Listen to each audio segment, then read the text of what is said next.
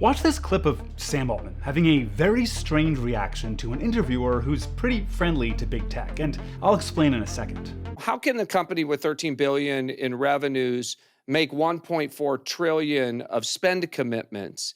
And you've heard the criticism, First Sam. of all, we're doing well more revenue than that. Second of all, Brad, if you want to sell your shares, I'll find you a buyer. Enough.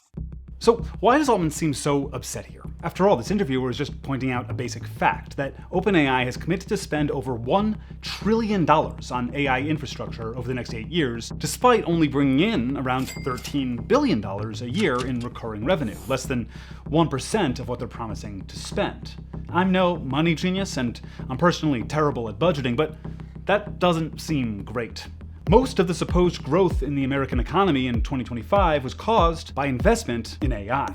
That's all part of a promise being made by the industry, led by Sam Altman, that once a certain level of machine learning intelligence is reached, all of our problems will be solved. The housing crisis, cancer, poverty, climate change, mental health, democracy, universal basic income, cure a bunch of diseases, this cancer and that one, and heart disease. helping you try to accomplish your goals and be your best. Very high quality healthcare, important new scientific discoveries. The marginal cost of energy are going to trend rapidly towards zero. It's a more equal world. Universal extreme wealth for everybody.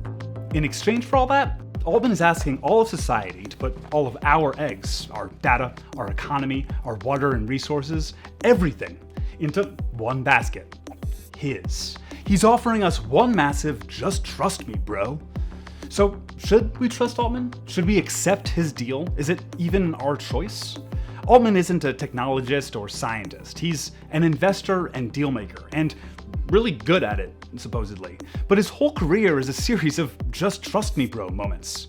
So let's examine the deal Altman is offering all of us. Should we believe Sam Altman's promises? And what's the cost to the rest of us if those promises turn out to be lies? So let's go back and look closer at Altman's early days in the tech industry. Altman's first big deal was selling his first company, Looped, a service for locating your friends. That's something that inherently needs lots of users to work, or else you're just locating yourself. The operative idea seems to be ubiquity. I mean, get it out there in more ways than you can possibly imagine. And make it available to everybody. But the whole time, Looped refused to say how many users they had.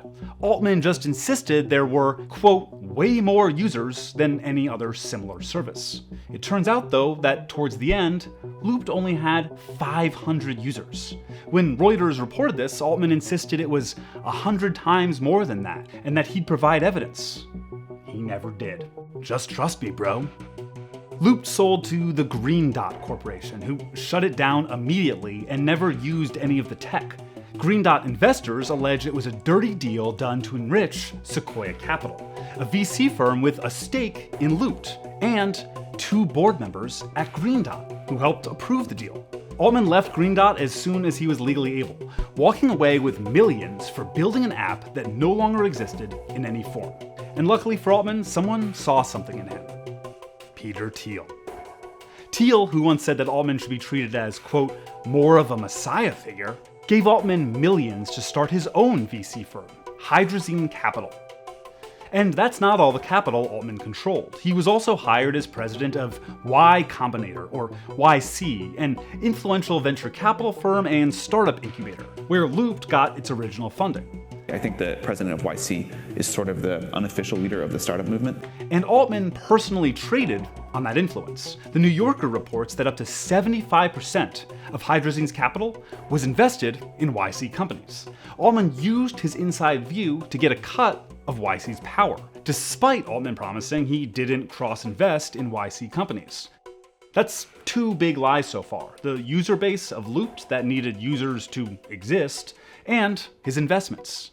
In 2015, Altman leads YC into the investment you likely most know him for. He's sort of a semi-company, semi-nonprofit doing AI safety research. OpenAI was launched as the supposed nonprofit OpenAI Foundation, with a charter with a lot of lofty goals, a primary fiduciary duty to humanity, and avoiding enabling uses of AI or AGI that harm humanity or unduly concentrate power, while acting to minimize conflicts of interest among our employees and stakeholders.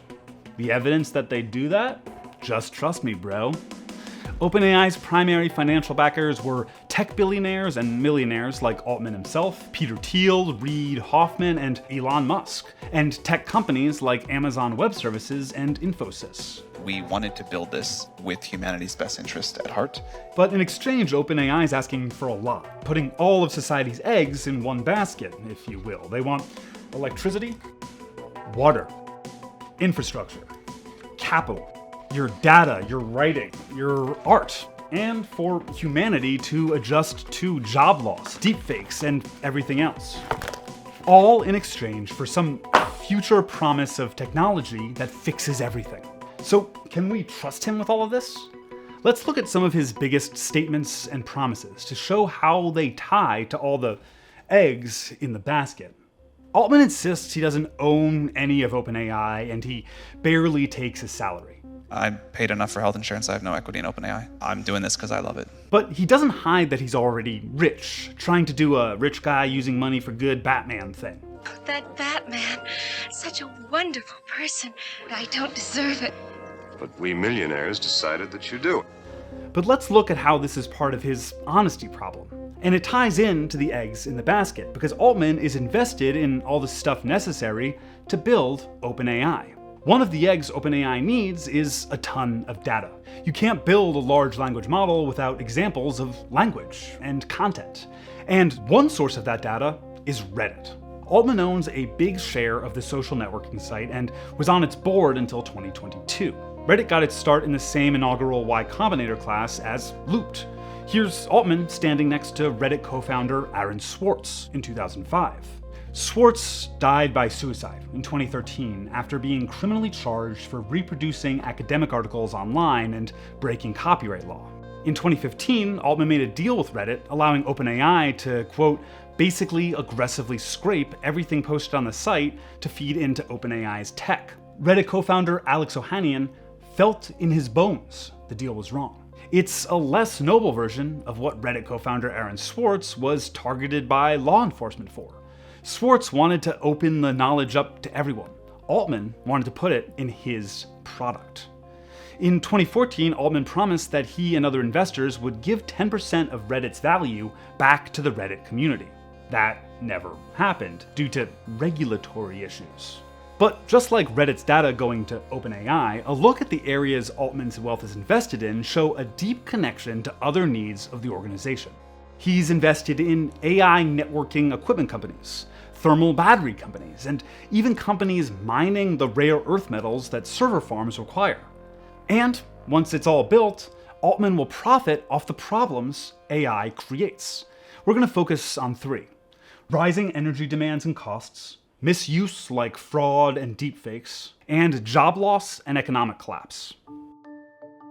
Altman says again and again that OpenAI needs more power. The, quote, audacious long-term goal is to build 250 gigawatts of capacity by 2033. That much compute would require as much electricity as 1.5 billion people, the equivalent of the entire population of India. But Altman has a solution. Since they first met in the early 2000s, Peter Thiel and Sam Altman have had a shared interest: investing in nuclear power. Which isn't inherently bad, of course. Nuclear can be an extremely efficient and clean form of energy. But Thiel and Altman want to own it. Altman is invested in Helion and Oklo. Helion is working to build the first ever nuclear fusion power plant, a type of energy creation that many scientists say won't work. And Oklo is building microreactors, literally truck-sized nuclear reactors, which is a bit concerning considering this investment strategy. Part of our model is make the cost of mistakes really low and then make a lot of mistakes.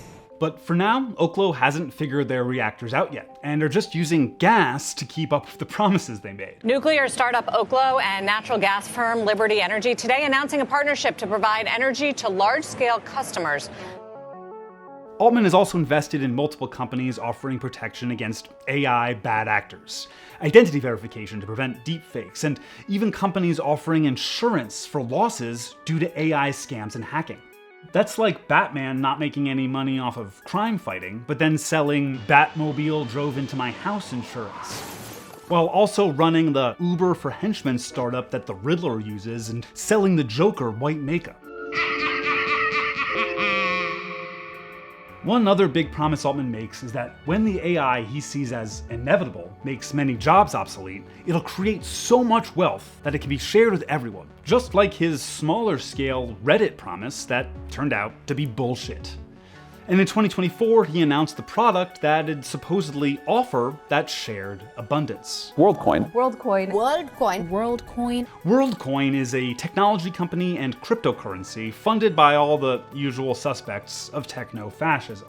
Worldcoin's backers say it can be a way to give out some form of universal basic income when AI starts replacing jobs. I think this idea that we have a global currency that is outside of the control of any government is a super logical and important step on the tech tree. But it also sells itself as a solution to identity verification problems created by AI. They want to use these orbs as a method of trusted identity check.